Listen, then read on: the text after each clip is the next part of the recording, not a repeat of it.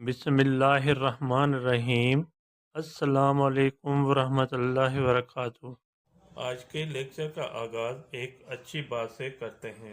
پیارے بچوں، دنیا میں کامیابی چاہتے ہو تو ماں باپ کی خدمت کرو۔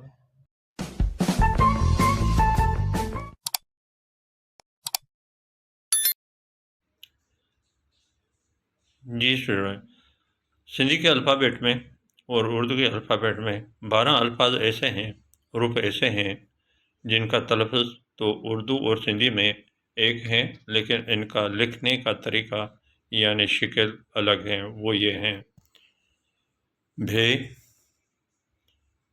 پھے، ڈھے، تھے، چھے، دھال، ٹھے، کھے، ڑے، ٹے، کاف، ڈے۔